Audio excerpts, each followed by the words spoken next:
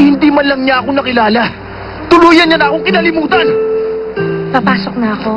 Ha? Sabi ni Mama, dahil wala pa raw akong asawa, dapat nakauwi na ako pag alas 10 na. May curfew ka? Anong dekada na ba? Sandali na talaga. Hintayin mo ako. Sir, makinig po kayo sa akin.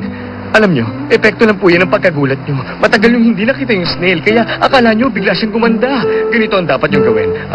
Ngayon, mag-shower kayo ng malamig, tapos matulog na kayo, at bukas ng umaga pagising nyo siguradong hindi nyo na maiisip ang snail na yon, okay? Anson, maniwala ka. Maganda na siya ngayon. Kapag nakita mo siya, siguradong magugulat ka. Makinig kayo, sir. Bahagi na lang po siya na nakaraan ninyo, ha? Ang dapat yung isipin ngayon ay kung okay lang ba ang fiancé ninyong si Miss Ana. Makakarating ba kayo sa grand opening ng dance studio niya? Naiisip niyo ba kung sumasakit ang paa niya dahil malamig ang panahon na hindi man lang ninyo magawang kumustahin sa akin si Miss Ana? Sir, tandaan niyo to. Kahit ilang beses niyo pa makita si Cindy, matagal na pong tapos ang relasyon ninyong dalawa. Nakalimutan na niya ako. Gusto ko lang naman siya maging kaibigan para maalagaan ko siya. May ibang paraan pa para gawin yun, hindi ba? Pwede niyo naman yung gawin ng palihim. Binili niyo yung artwork niya. Doon pa lang siguradong na-touch na siya. Director, umuwi na po kayo.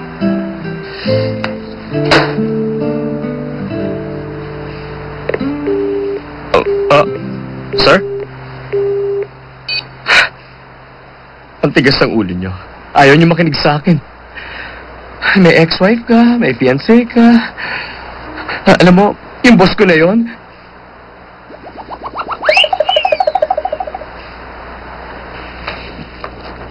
Ay naku, ito na nga ba sinasabi ko eh.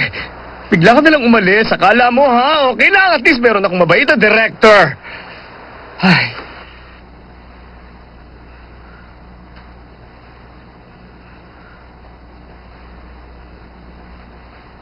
Hindi ko inasahan na pagtatagpuin ulit tayo ng tadhana. Siguro pag alis ko rito, hindi na ulit tayo magkikita.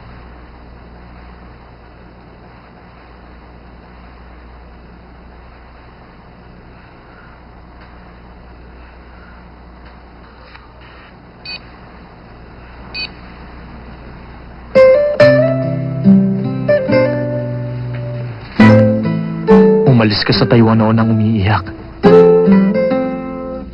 Sana bigyan mo ako ng pagkakataong mag-sorry.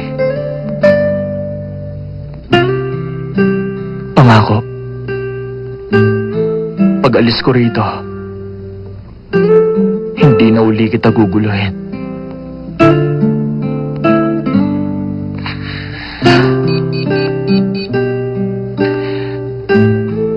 Hello, Mr. Chow. Si Steven to. Pwede ako bukas. Hihintayin ko si Elaine bukas sa harap ng Shujaway Church.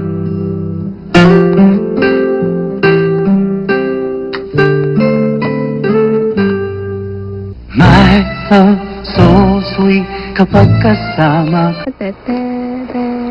May, binigay ko na kay Master yung invitation sa Ceramic Arts Convention. Sa Friday yon, nakuha mo? Oo.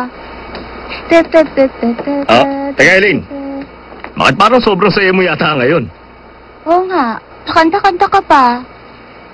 Obvious pala. Oo. Alam niyo, hindi ko dapat sasabihin pero dahil masaya ako, sasabihin ko na. Alam niyo ba? Sa wakas makikilala ko na yung bumili sa artwork ko. Magkikita kami bago siya bumalik sa Taiwan. Mapapasalamatan ko na rin siya. Sa wakas. Ano kayang itsura niya? Elaine, magkikita kayo, diba? Gusto mo? Hulaan kita? Marunong ka? Oo naman. Marunong ako. Oo. Tarot cards ang gamit niya. Magaling siya. Seryoso kayo? Oo Oo naman. Halika na, hulaan na kita. Sandali! Kasama ako! Diyan ka lang. Sit.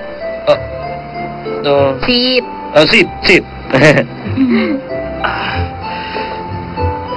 Para lang yun sa aming mga babae. Hindi ka pwede ron. Dito na ako. Sige. Anong tanong mo? Gusto kong itanong sa'yo kung... Teka, wag sa akin. Dapat sa card. Oh. Tarot cards. Pwede ko bang malaman kung pagkikita na kami ng buyer? Pumili ka.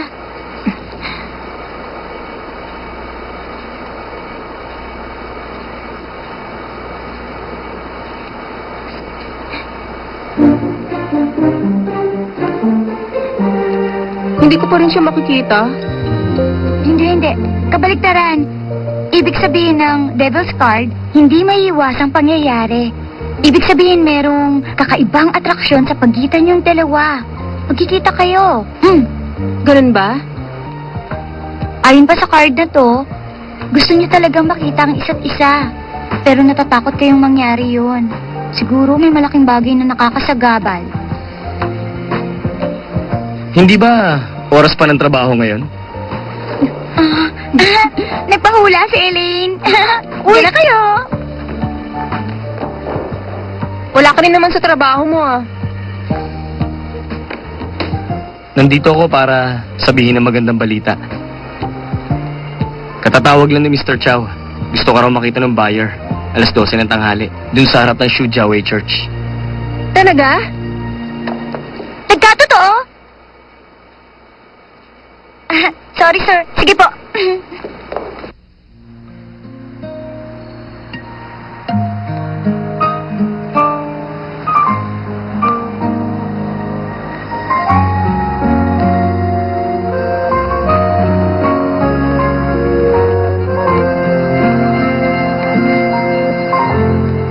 Wala na kaming relasyon. Wala nang anak namin. Matuwa kaya siya kapag nakita niya ako. My love, so sweet kapag kasama ka. Anong ligaya kung Ang totoo, nandito ako. Malamang gaya pa rin ng dati ang buhay niya. Kung ibang lalaki nakilala niya.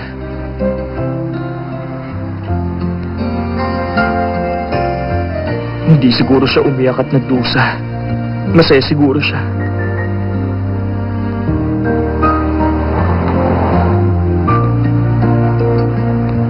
Sorry, Cindy. Sinira ko ang buhay mo.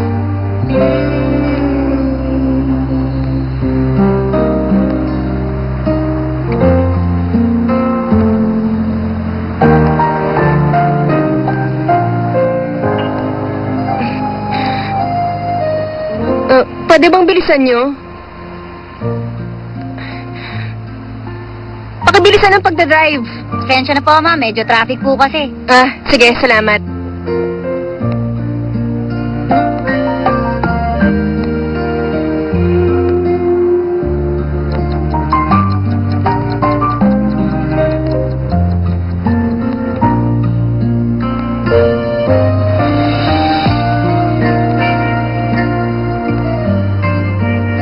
Mama, bili ka naman.